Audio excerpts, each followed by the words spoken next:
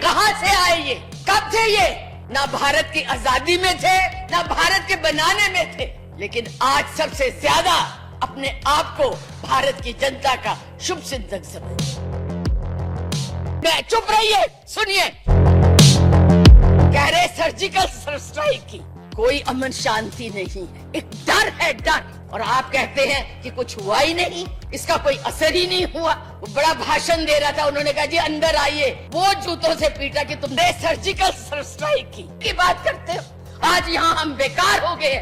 अस्सलाम वालेकुम नाज़रीन, इस वक्त विप्लव ठाकुर की एक वीडियो आपको दिखाने जा रहे हैं कि किस तरीके से मोदी सरकार को आड़े हाथों लिया और पूरी दुनिया के सामने मोदी सरकार का नंगा चेहरा जो है वो अयां कर दिया है। सबसे पहले ये वीडियो देखते हैं, फिर इसके बारे में बात करेंगे।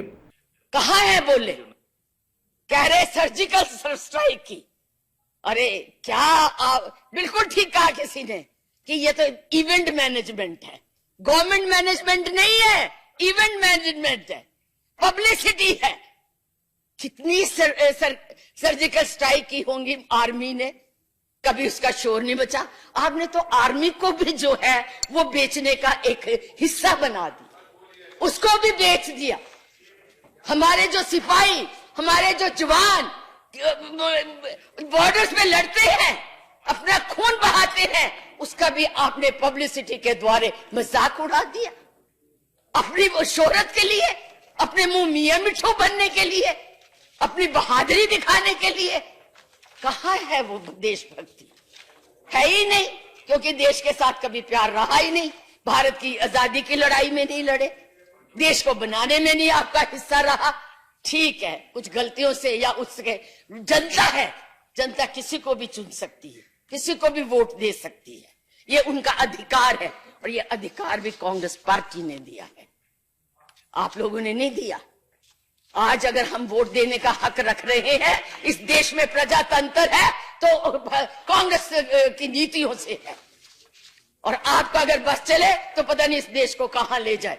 अभी भी वैसे डिक्टेटरशिप ही आप लोगों के लिए, तो आपके लिए तो अभी भी डिक्टेटरशिप है। ये खाओ ना, ये पहनो ना, ये यहाँ बैठे रहो। कैबिनेट की मीटिंग में मंत्रियों को बाहर जाने की इजाजत नहीं है, मोबाइल जो यूज करने की इजाजत नहीं है। जब तक मैं, चुप रहिए, सुनिए, जब तक मैं नहीं, वो नहीं रेडियो में अपना प्रचार नहीं कर लेते, टीवी में अपना भाषण नहीं दे सकते, कोई बाहर नहीं जा सकता। जब आपकी पार्टी में ही प्रजातंत्र नहीं है तो देश में क्या लाएंगे आप? देश को क्या बनाएंगे आप? इसलिए मैं ये कहना चाहती हूं, ये देश की इसकी हालत समझिए, किसान की हालत समझिए, गरीब की हालत समझिए, मजदूर की हालत समझिए, और महिला की हालत समझिए। लॉ एंड ऑर्डर इतना खराब हो गया है, जितने केसेस आज रेप के बाहर आ रहे हैं, इतने कभी नहीं हुए थे। चाहे आप कोई भी स्टेट उठा के देख लीजिए, कोई अमन शांति नहीं है, एक डर है, डर। और एक नया इन्होंने और शब्द चुन लिया है, देशद्रोही। जो इनके खिलाफ बोल दे, जो इनकी नीतियों की आलोचना कर दे, वो देशद्रोही है। उसके अंदर इसको अरेस्ट कर लीजिए, उसके अंदर इसके ऊपर केस चला लीजिए। एक ये नया शब्द इन्होंने दिया है, एक नई परिभाषा दी है, क्योंकि आपको बोलने का हक नहीं है। आप जो हां में हां मिलाइए तो आप बहुत ठीक है, अगर आपने गलत को गलत कह दिया तो आप देशद्रोही हो गए। आपके ऊपर मुकदमा चलना चाहिए, आपको जेल में डालना चाहिए। आप क्यों इस तरह से रह रहे हैं? पहनने का एक यूपी में एक और नया काम शुरू कर दिया है, जो मैनिफेस्टो आया है। मैनिफेस्टो में क्यों दे रहे हैं? आप कानून बनाइए, कानून को इंप्लीमेंट कीजिए। कानून पहले भी है, ईव टीजिंग के लिए कानून है, उसे लागू कीजिए, उसको ठीक तरह से लागू कीजिए। पुलिस रिफॉर्म कीजिए, पुलिस को नए ढंग के वेपन्स दीजिए, उनको ट्रेनिंग दीजिए।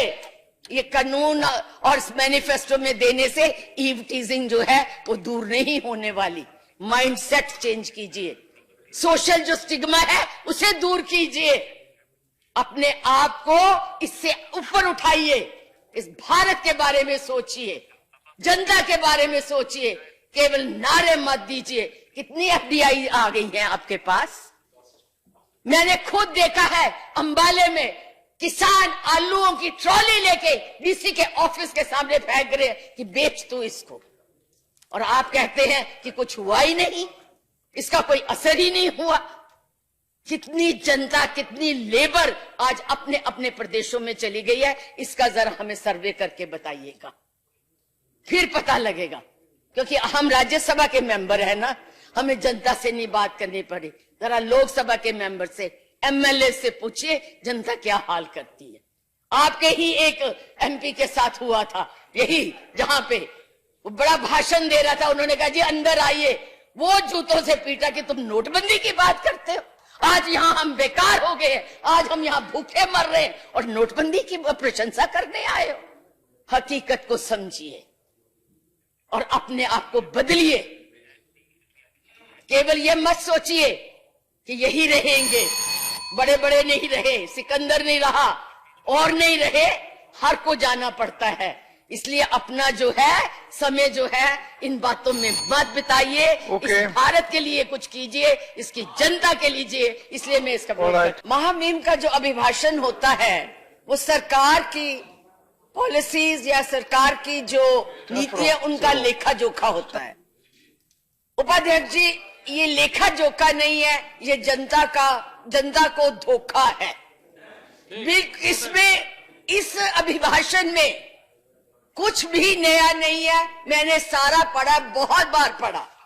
इसमें क्या है? वही sit India, stand India, make India, स्वच्छ इंडिया। इंडिया ही इंडिया है, जनता कहीं पर नहीं है, जनता का नाम ही नहीं है। और क्या कहा गया है? हम ये कर देंगे। अरे भाई, जो आपने 2014 में अपने मैनिफेस्टो और भाषणों में कहा, वो तो आप पूरा कर नहीं सके हैं। कहां से नया करेंगे? जो हमारी नीतियां थी उनके नाम बदल बदल के ये लागू किए जा रहे हैं। उपाध्यक्ष जी, जब ये प्रधानमंत्री बने, शायद इनको अलादीन का चिराग मिल गया, जिसको घिसते ही बिल्डिंगें खड़ी हो गई, सड़कें बन गई, रेलवे लाइनें बन गई, एयरपोर्ट्स बन गए, हवाई जहाज चलने लग गए। साइंस एंड टेक्नोलॉजी ने इतनी उन्नति कर ली कि मिसाइल्स बनने लग गए, यहां तक कि चंद्रयान में भी जाने लगे। वो सिर्फ अलादीन के चिराग से हुआ।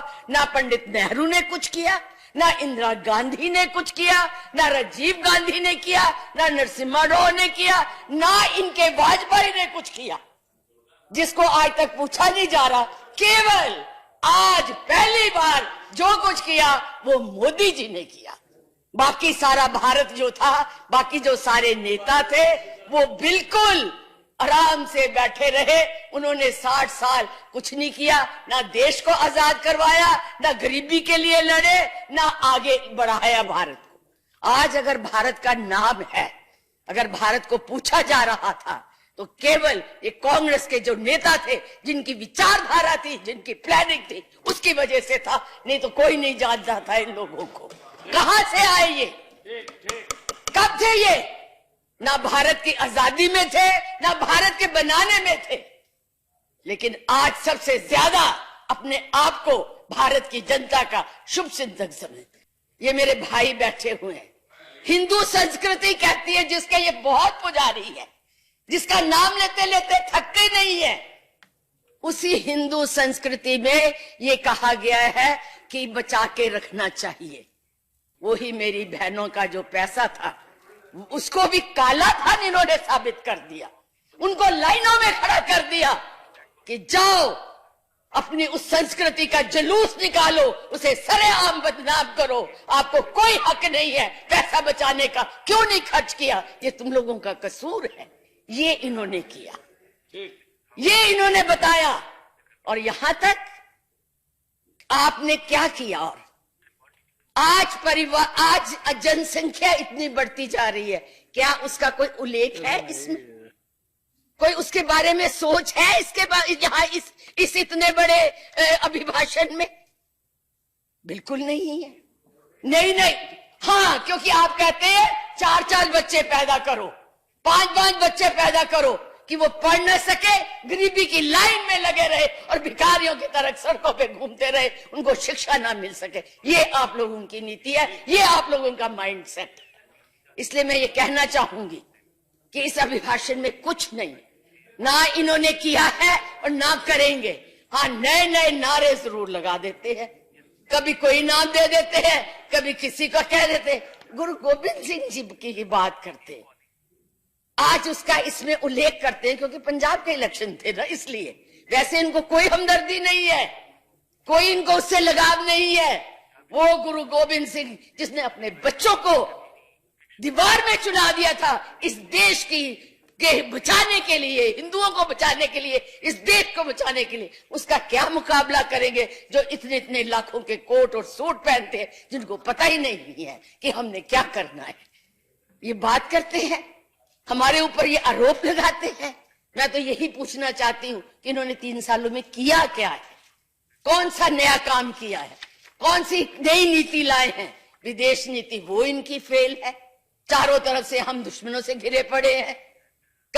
आर्थिक नीति इनकी फेल है, आर्थिक आज बोझ इतना डाल दिया हुआ है, जीडीपी के बारे में बता चुके हैं, मेरे और बताएंगे कि कहां से कहां पहुंचा दिया है।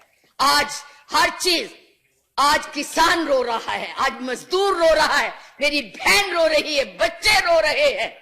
आज विदेशों में जाने के लिए जिस अमेरिका के लिए आप बात करते थे, उसी ने आज एचपीबी का वो लगा के जिस टेक्नोलॉजी को, जिस आईटी को राजीव गांधी ने आसमान पे पहुंचाया था, और उसकी वजह से आज हमारी कंपनियां जो है देश के उसमें आती है, उसको आज खराबी का, बेरोजगारी का सामना करना पड़ेगा। वो आप लोगों की नीति की वजह से।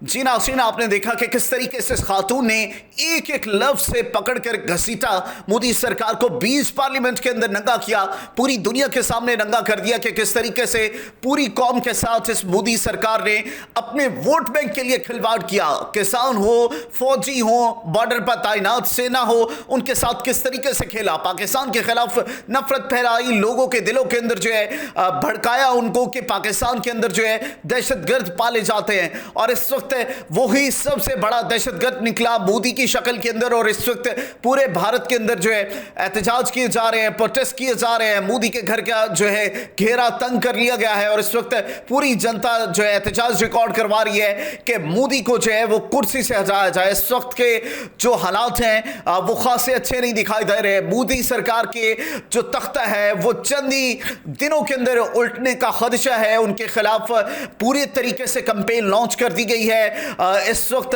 आरएसएस जो है उस जमीन बोस होने लग गई है। पूरे भारत के अंदर आरएसएस का घटियापन, घटिया चेहरा, घटिया जो किरदार है पूरी दुनिया को पता चल चुका है कि किस तरीके से मुसलमानों के खिलाफ नफरत फैलाने वाला आरएसएस ग्रुप खुद एक टेररिस्ट ग्रुप है। और इस वक्त पूरी दुनिया के अंदर जो दहशतगर्दी फैलाने वाला सबसे बड़ा ग्रुप है वो आरएसएस की शक्ल में है। लोगों के अंदर इंतशार फैलाना, लोगों के अंदर जो है नफरत फैलाकर जो है हमले करवाना, ये असल काम है आरएसएस का। और ये मोदी की शक्ल के अंदर, मोदी की आड़ लेकर किस तरीके से पूरे भारत के मुसलमानों के अंदर, पूरी भारत की जनता के अंदर किस तरीके से ये जो तमाम चीजें करवा रहे थे पूरी दुनिया के सामने आया आ चुका है। अपने फीडबैक से जरूर आगाह कीजिएगा, देखते रहिएगा न्यूज़ ट्रायंगल।